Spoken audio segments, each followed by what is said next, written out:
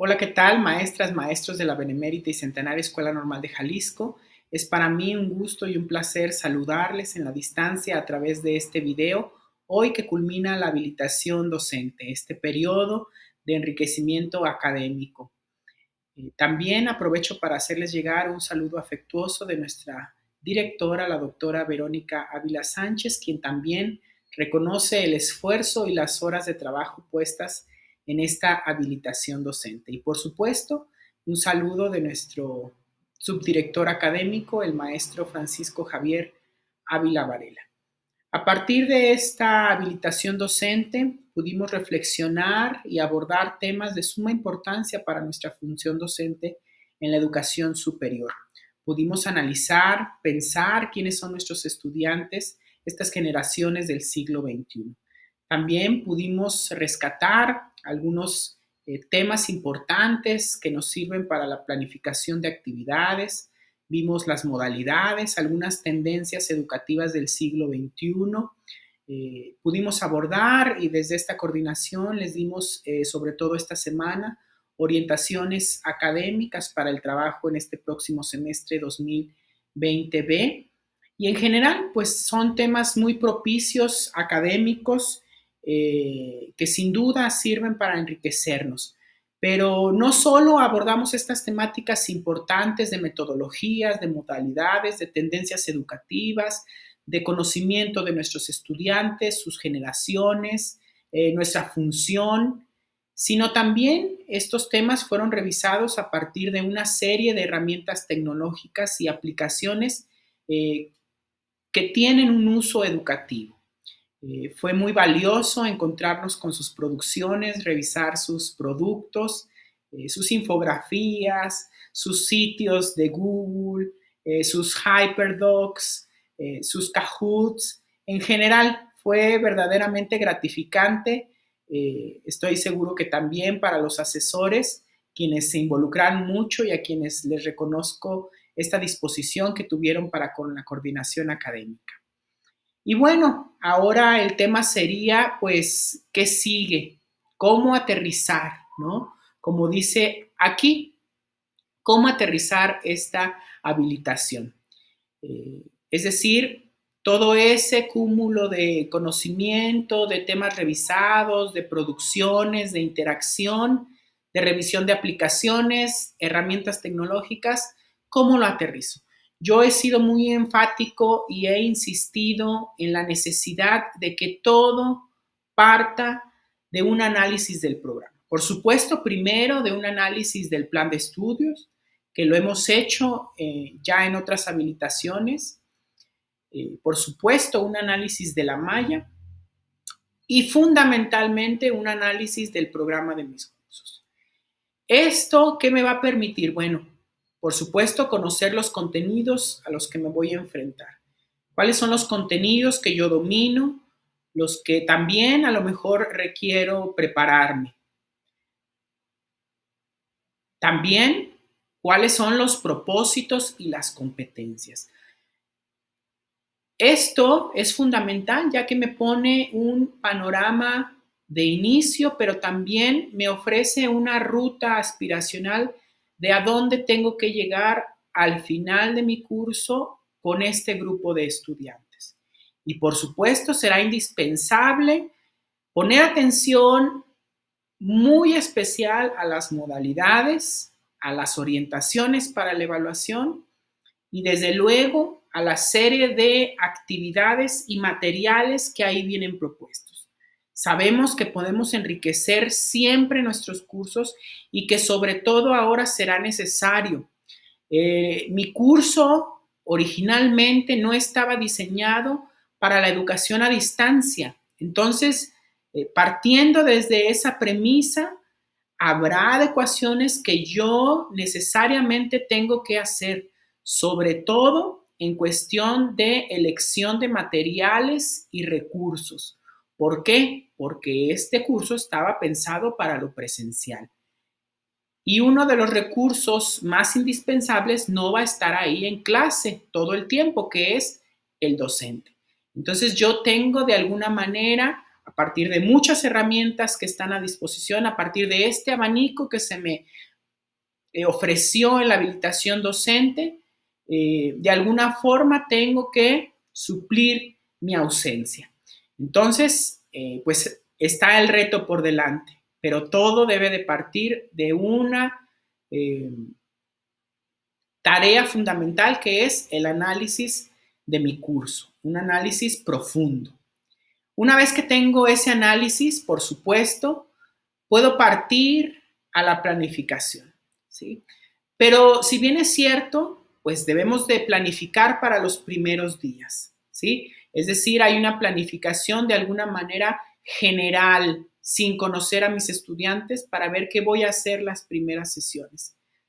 Pero desde luego que esa planificación tiene que enriquecerse con un diagnóstico. Ahora el diagnóstico será un factor muy importante y será trascendental. Y el diagnóstico tendrá que ir en dos sentidos. Por un lado, ¿cuál es el nivel de dominio de las competencias inicial de mis estudiantes? Es decir, de esas competencias que yo quiero desarrollar, ¿cómo están actualmente? Y en otro sentido, otra ruta que debe de tomar el diagnóstico es conocerles. Si bien quizá se dé el caso de que yo trabaje con un grupo que ya conozco, pero en su mayoría serán nuevos grupos. Y en ese sentido debo de conocerles, saber quiénes son, cuáles son sus intereses y, por supuesto, cuáles son sus expectativas.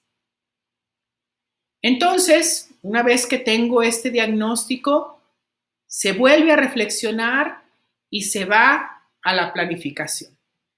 Toda esta información debe de reflejarse en la planificación y en las adecuaciones. No solo hago adecuaciones para la educación a distancia, no solo modifico algunas actividades para que sean pertinentes y acordes con el trabajo a distancia, sino también hago modificaciones partiendo de las premisas que me ofrece mi diagnóstico de grupo. Y ahora, pues podemos partir a la elección de las herramientas tecnológicas. Yo creo que ustedes se habrán dado cuenta ya de que cada una de las aplicaciones y las herramientas tienen un uso distinto, tiene una finalidad distinta. Hay aplicaciones que me sirven, por ejemplo, para comunicarme, unas asincrónicamente, otras sincrónicamente. Hay otras herramientas que me permiten que yo haga contenido. Hay otras que permiten que los estudiantes hagan contenido. Hay otras que me ayudan a investigar. Otras tantas que me ayudan a presentar. Hay otras tantas que me ofrecen ya el contenido diseñado para que yo lo elija. Es decir, las herramientas tienen distintos fines. Y bueno, con respecto a ese fin, a esa utilidad, es que yo las voy a elegir. Aquí puse algunos ejemplos. Aquí está el aprendizaje por proyectos y algunas de sus premisas. Pongamos el caso hipotético de que mi proyecto, el proyecto de mi grupo ya está terminado. Trabajaron durante todo el semestre y ya está trabajado.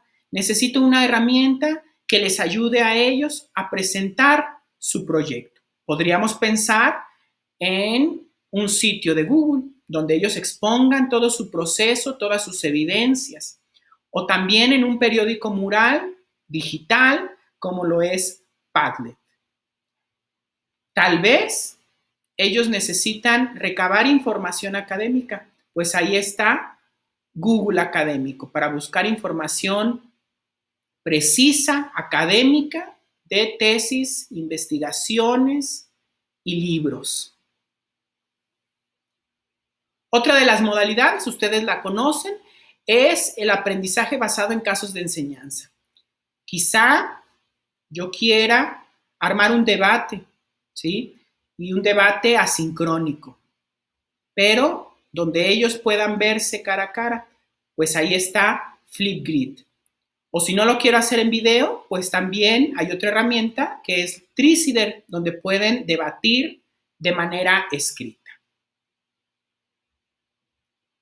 La siguiente modalidad es el aprendizaje basado en problemas. A lo mejor lo que yo busco es que ellos primero exploren sus ideas previas. Para eso podría utilizar Mentimeter para conocer qué es lo que piensan antes de abordar el problema, ¿sí? O tal vez necesiten ellos escribir una reflexión del problema que se les planteó. Podríamos pensar en una entrada de blog y lo haríamos en Blogger de Google, otra de las herramientas de Google for Education. La siguiente modalidad es el aprendizaje en el servicio, que sabemos que sobre todo se trabaja en el trayecto de práctica, pero no es exclusivo de ellos. Puede ser que necesiten entrar en contacto con los niños y las niñas de la primaria. Esto lo va a definir práctica en conjunto con las escuelas primarias, pero una herramienta que puede servir será Google Meet. O quizá no lo vayan a hacer sincrónico y tengan que armar un aula virtual que les puede ayudar Classroom. Está el aprendizaje colaborativo. Ellos pueden hacer, por ejemplo, un documento compartido donde el equipo, si es el que se está dando el trabajo en equipo, puedan gestionar un documento compartido donde yo pueda revisar qué es lo que va haciendo cada uno de los integrantes. Está la detección y análisis de incidentes críticos. En este caso, a lo mejor les puedo plantear una lectura que yo exploré desde Common Lead, esta gran plataforma para explorar la comprensión lectora. Y finalmente, pues tener en cuenta que hay otras herramientas que me sirven para gamificar mi aula o evaluar. Ustedes vivieron trabajar con cuestionarios en Kahoot, Quizizz, ¿por qué no pensar en un examen final hecho en Google Forms? O también plantearles una unidad de estudio en Quizlet, esta herramienta tan didáctica que son flashcards digitales donde yo aprendo y repaso conceptos. Es decir, se fijan que la gran gama de herramientas está ahí, solo yo necesito identificar qué objetivo tiene, para qué me sirve y qué es lo que yo busco con mi actividad. Y a partir de eso, pues detectar cuál es la herramienta que me puede servir.